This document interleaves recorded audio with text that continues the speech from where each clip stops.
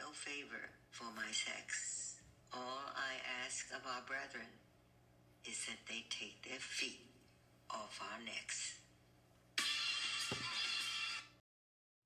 My name is Caroline Griffith, and this question is on behalf of the North Coast People's Alliance and the Humboldt and Del Norte Central Labor Council. With so many candidates running for City Council in this election, there's the possibility that one of you will win without receiving the support of the majority of voters.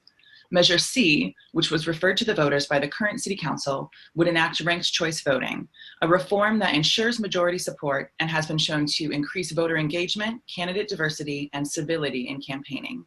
Do you support Measure C? Why or why not?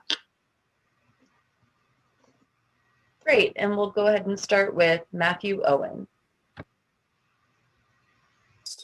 I am not in favor of Measure C, simply because I believe in one vote, one person.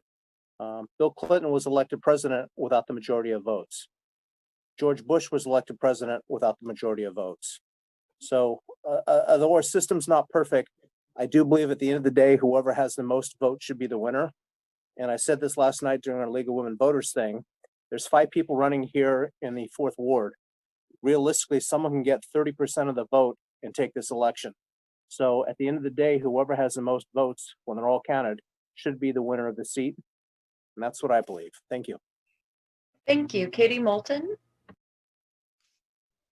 I say yes on Measure C. I think ranked choice voting creates a more accessible system. It makes it so that, you can't have people splitting the conservative vote or splitting the progressive vote.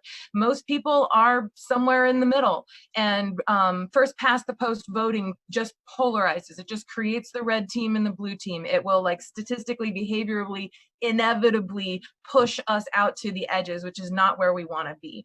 We should be able to have people with nuanced opinions, with that are somewhere in the middle of that bell curve that can actually win an election. Instead of people choosing their candidate based on who they think they will win, they can choose their candidates in order of how much they agree with them. So they don't have to make a choice based on playing the game. They can actually choose someone whose principles align with their own. Thank you. Dot Yeager Wentworth. Yeah, I just found out about that measure today. I was watching a video on it, and I'm confused as to the way it would work. And I think it's premature to have it on the November ballot. I feel like the city's pushing it at us because it's very complicated. And I don't think a lot of Eurekans will understand what Measure C is all about. And that's my biggest problem with it. When I was reading, yes, I do agree with it. But on the other part, I don't agree with it because I think it's against our constitutional rights. But this is 2020, so we probably need to redo the Constitution or part of it. Yeah, so that's where I stand on it. I'm kind of in the middle. Thank you. Scott Bauer. Yes on Measure C. And we have one of the most least diverse democracy in the world, where 2 parties control the system, and we need to fix that. And that starts with Measure C. It's about time, and I personally think it should be adopted at the national level. But however, we got to do that. This is how we get more parties involved, more voices, more opinions in this system. I think it's a great thing. And realistically, I think the next step after we pass Measure C is to pass public financing of campaigns. I think candidates like all of us shouldn't be chasing money. We should be focused on the issues, and we should be doing our best to listen to our community members and see what they want. And I think public financing is next. And I hope some of you out there let's figure out a way to do it. Let's start here and let's push for it, across the nation. That's where I'm going. Thank you. All right. Thank you. Liza Welch. I support Measure C. I think that Measure C would be good for democracy for some of the reasons that other candidates have discussed. It prevents vote splitting. It allows people to rank their candidates by order of preference. It moves us away from the two-party system. And then finally, it could allow cost savings because it could prevent the cost of runoffs and you know, having to count votes again. So yeah, I am all for it, and I wish we already had it, frankly. Furthermore, I do agree with Scott that campaign finance reform is also necessary.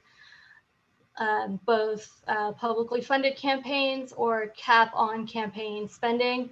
As a progressive candidate, I have vowed not to take donations from businesses, but rather only from individuals and union PACs. That is your time. Thank you. Bill Tuttle. Oh, I'm like Dot. I just ran into this last night and I've been looking into it and I am very confused also as to actually how it works.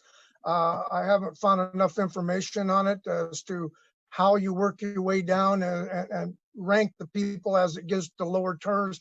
So I'm not sure it's a good thing. I'm not sure it's a bad thing. I'd have to do more looking into it before I really made a quick decision. Thank you. Thank you. Eddie Morgan. I too support Measure C and very much for ranked choice. Not only has it been around for a long time, Maine is going to use it for the presidential election. It's been in Holland for a long time. The military practices ranked choice in the decision-making process. It's a process that depolarizes and gets the biggest group of people to agree on something. So it has so many advantages that, and I can see it's counterintuitive to a lot of people, but if you practice it and look at it, and I really like what Caddy said, and is about the bell curve. It encompasses that the larger group of people, and that's what democracies are about. Thank you. Thank you.